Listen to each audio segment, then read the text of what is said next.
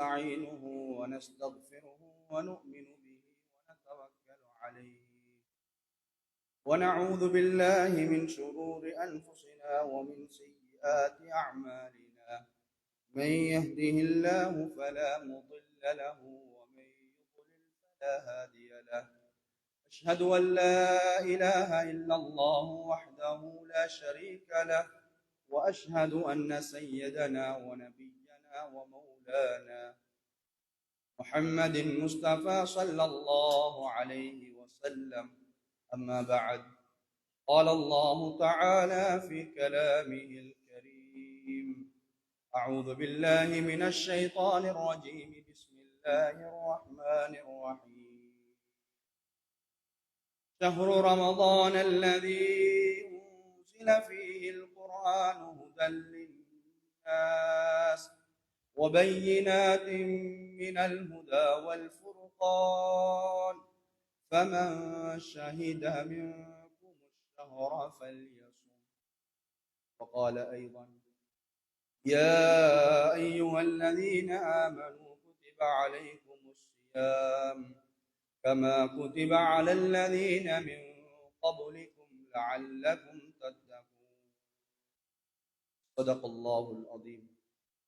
وقال رسول الله صلى الله عليه وسلم: فإن خير الحديث كتاب الله، وخير الهدي هدي محمد صلى الله عليه وسلم، وشر الأمور محدثاتها، وكل محدثة بدعة، وكل بدعة ضلالة، وكل ضلالة في النار، أو كما قال عليه الصلاة والسلام.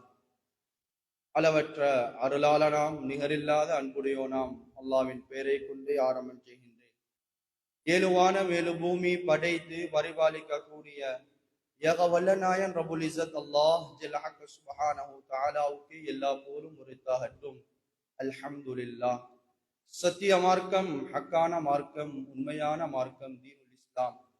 தூய மார்க்கத்தை தூய வடிவில் எத்தி வைக்க வந்த எப்போயிலும் மேலான ஹஜ்ரத் முஹம்மது முஸ்தபா அக்ரமே ஸல்லல்லாஹு அலைஹி வஸல்லம் அவர்கள் மீதும் அவர்களின் வாழ்க்கை வழிமுறைகளை அணுவணுவாக பின்பற்றி நடந்த உத்தம சஹாபாக்கள், தாபிஈன்கள், தபஅ தாபிஈன்கள், நாளை கியாமத்துடைய நாள் வரும் வரையில் வரக்கூடிய உண்மையான முஸ்லிமான ஆண்கள் பெண்கள் அனைவர்கள் மீதும் சலாத் என்னும் கருணையும் சலாம் என்னும் ஈடேற்றமும் என்றென்றும் உண்டாவதாக என்று கூறியதன் பின்னால், அல்லாஹ்வின் மாளிகையாம் மஸ்ஜிதிலே இஅ்திகாஃபுடைய நிய்யத்தோடு சங்கை மிக்க ரமதானுடைய மாதம் ஜும்ஆவுடைய கடமையை நிறைவேற்றுவதற்காக வேண்டி அமர்ந்திருக்கும் அல்லாஹ்வின் நல்லடியார்களே, அன்பின் இஸ்லாமிய நெஞ்சங்களே, சகோதரர்களே, ரப்புல் இஸ்ஸத் அல்லாஹ் ஜல்ல சுப்ஹானஹு தஆலாவின் மூலமாக இந்த உலகத்தின் வாழ்க்கையில் நம்மவர்கள் என்னென்ன விடயங்கள் எடுத்து நடக்க வேண்டும் என்று அவனால் கட்டளையிடப்பட்டிருக்கின்றதோ அந்த விடயங்களை எமது வாழ்க்கையில் எடுத்து நடக்குமாறும், என்னென்ன விடயங்கள் செய்யக்கூடாது செய்ய வேண்டாம் என்று விளக்கப்பட்டிருக்கின்றதோ தவிர்க்கப்பட்டிருக்கின்றதோ அந்த விடயங்களை விட்டும் மிக அவசரமாக விலகி தவிர்த்து கொள்ளும் விடயத்தில் முதலாவதாக எனக்கும் அப்பால் உங்களுக்கும் வசியத் என்னும் நல்ல உபதேசம் செய்து கொள்கின்றேன். இத்தகுல்லாஹ். அல்லாஹ்வை எப்பொழுதும் என்றென்றும் எங்கிருந்த பொழுதும் எல்லா சந்தர்ப்பத்திலும் அல்லாஹ்வை பயந்து கொள்ளுங்கள். கண்ணியத்துக்குரிய அன்பின் இஸ்லாமிய நெஞ்சங்களே, சகோதரர்களே, நாம் அடைந்திருக்கக்கூடிய மாதம் ரமதானுடைய மாதம். அல்லாஹ்விடத்திலே மகத்தான சிறப்பான உன்னதமான ஒரு மாதத்தை நானும் நீங்களும் அடைந்திருக்கின்றோம்.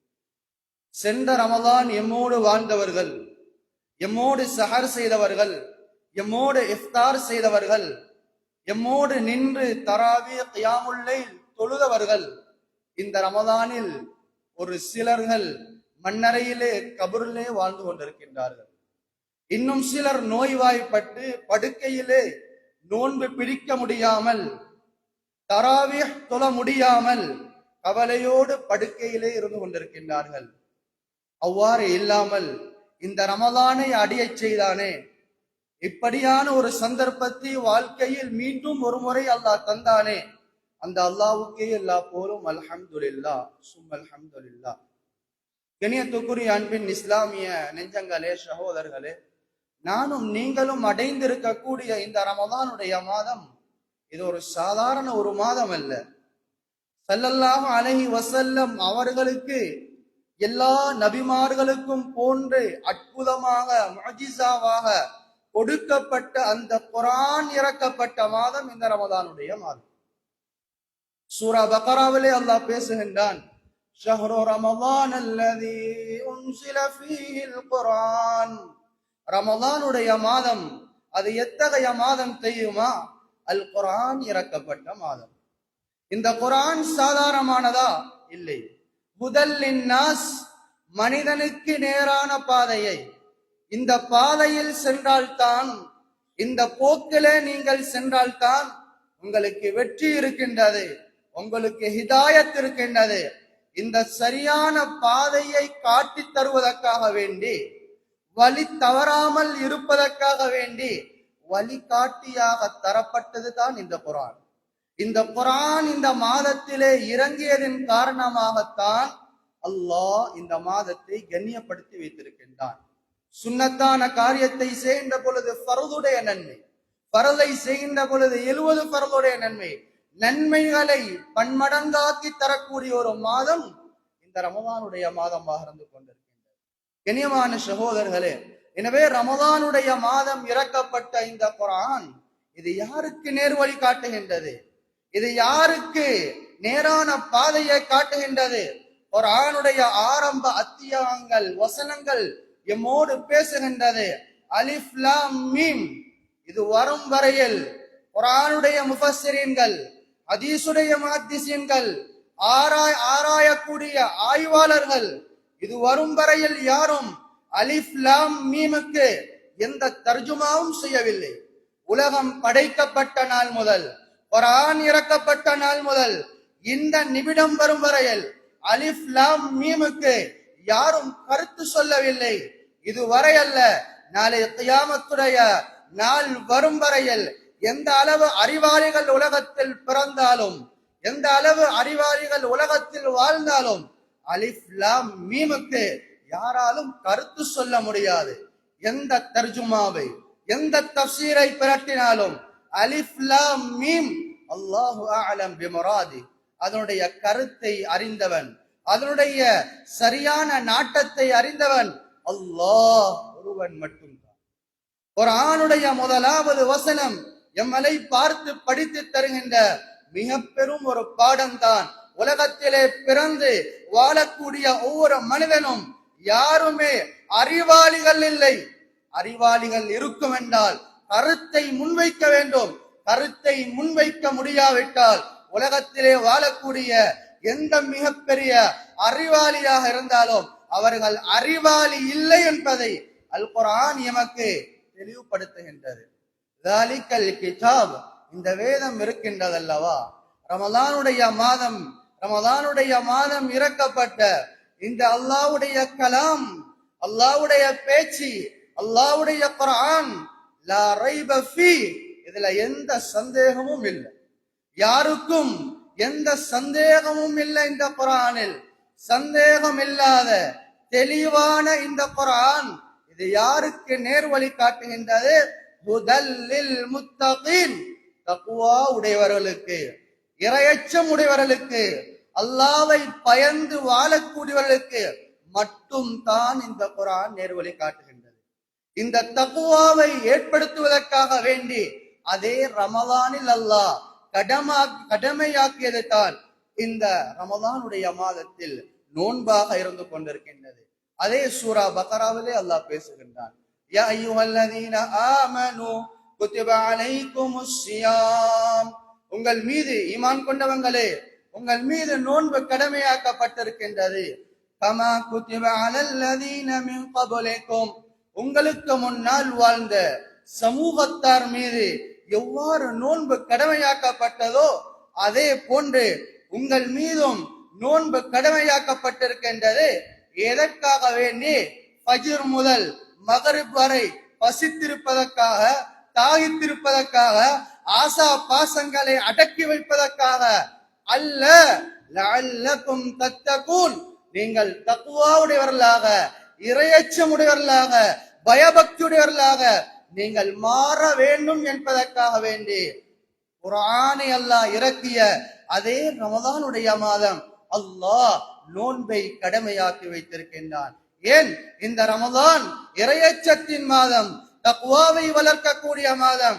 இந்த மாதத்திலே நாம் தக்வாவை அடையவில்லை என்றால், இறையச்சத்தை அடையவில்லை என்றால், இந்த ரமதான் அல்ல, இது போன்ற 1000 ரமதான் எமது வாழ்க்கையில் வந்து சென்றாலும் எந்த பிரயோசனமும் கிடையவே கிடையாது. கண்ணியமான சகோதரர்களே, எனவே கிடைத்திருக்கக்கூடிய இந்த ரமதான் இது பிரயோசனமாக கழிய வேண்டும்.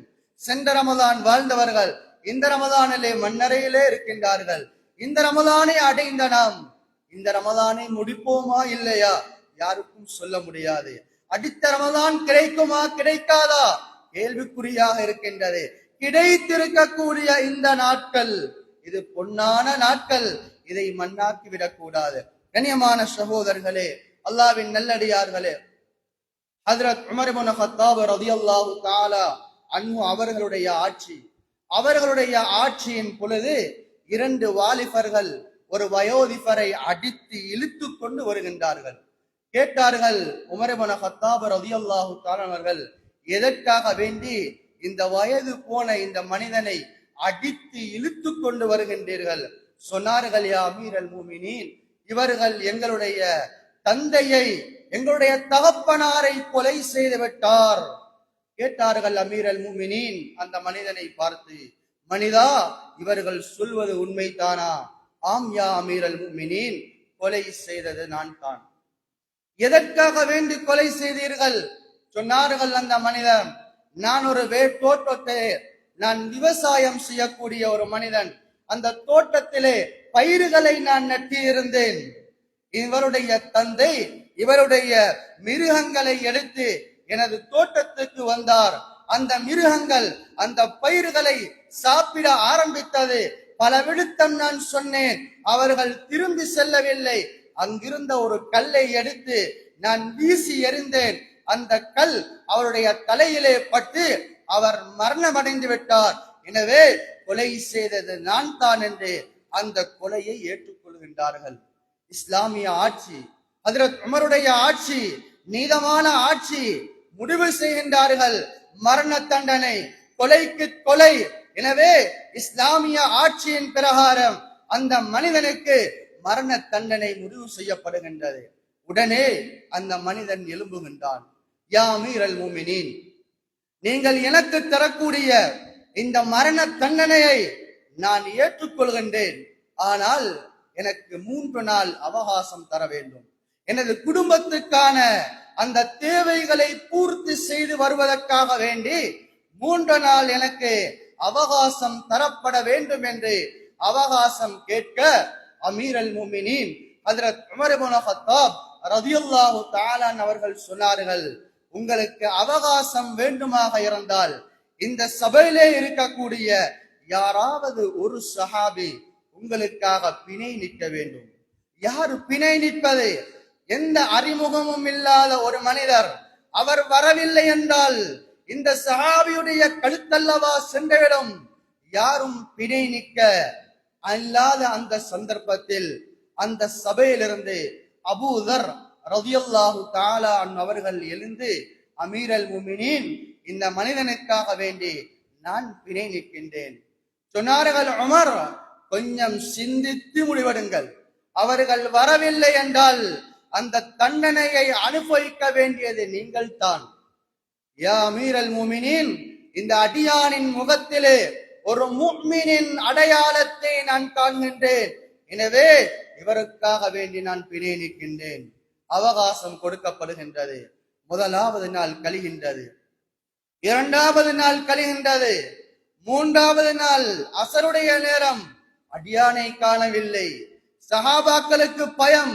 எங்களோடு வாழ்ந்த, எங்களோடு இருந்த சஹாபி அபூதர் இன்னும் சில நிமிடங்களில் அவருடைய களத்து செல்ல இருக்கின்றது. பயப்படுகின்றார்கள். சில சஹாபாக்கள் பேசிக் கொண்டார்கள், ஹஜ்ரத் உமரிடத்திலே இந்த அபூதருக்காக வேண்டி நாம் சிபாரிசு செய்வோமே என்று பேசிக் கொள்கின்ற அளவு அந்த சஹாபாக்கள் பயந்தார்கள். இன்னும் கொஞ்ச நேரம் இருக்கின்றது, அவகாசம் முடிய ஒரு சில நிமிடங்கள் இருக்கின்றது. மதீனாவின் மலை உச்சியிலிருந்து ஒரு சத்தம் வருகின்றது.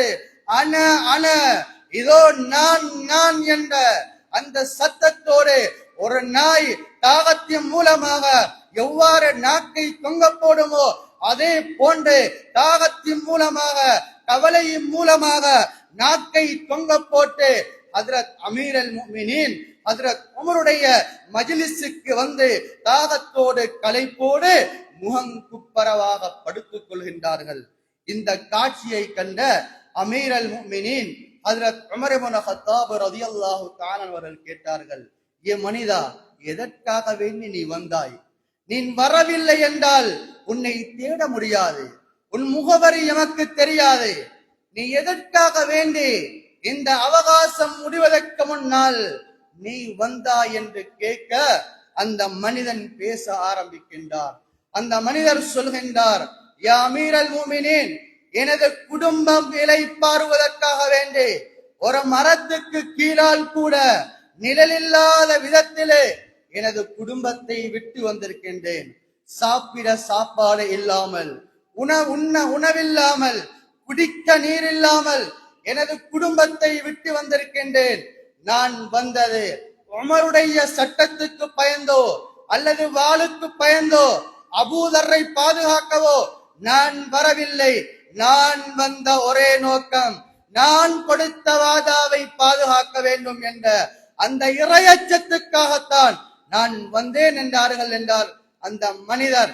இதை கேட்டவுடன் அமீர் அல் முஃமினீன் நீதிமன்றத்திலே இருந்த ஹஜ்ரத் உமர் இப்னு கத்தாப் ரலியல்லாஹு தஆலா அவர்கள் அழுது அழுது எழுந்து நின்றார்கள். நீதிமன்றத்திலே கேட்டார்கள் அந்த இரண்டு வாலிபர்களையும் பார்த்து, வாலிபர்களே, இப்பொழுதாவது இந்த மனிதனுக்கு மன்னிப்பு கிடையாதா? அழுதவர்களாக சொன்னார்கள், அஃபௌனா லிவஜிஹில்லாஹ், அஃபௌனா லிவஜிஹில்லாஹி தஆலா, அஃபௌனா லிவஜிஹில்லாஹ், அல்லாஹ்வுக்காக வேண்டி இவர்களை நாம் மன்னித்து விட்டோம். கண்ணியமான சகோதரர்களே, அல்லாஹ்வின் நல்லடியார்களே, இதுதான் உண்மையான தக்வா, இதுதான் உண்மையான இறையச்சம். எல்லா சந்தர்ப்பத்திலும், எல்லா கட்டத்திலும், எல்லா நிலைமையிலும், எப்படியான சூழ்நிலையிலும் அல்லாஹ்வை பயப்படக்கூடிய அடியார்களாக நாம் மாற வேண்டும். இதுதான் உண்மையான தக்வா.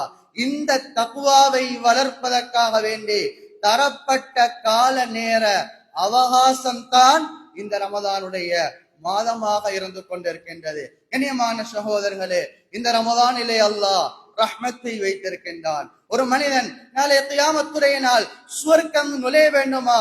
அல்லாஹ்வின் அருள் தேவைப்படுகின்றது. நாளை கியாமத்துடைய நாள் அல்லாஹ் அடியானை பார்த்து சொல்வான், அடியானே, எனது அருளின் மூலமாக நீ சுவர்க்கம் நுழைவீராக.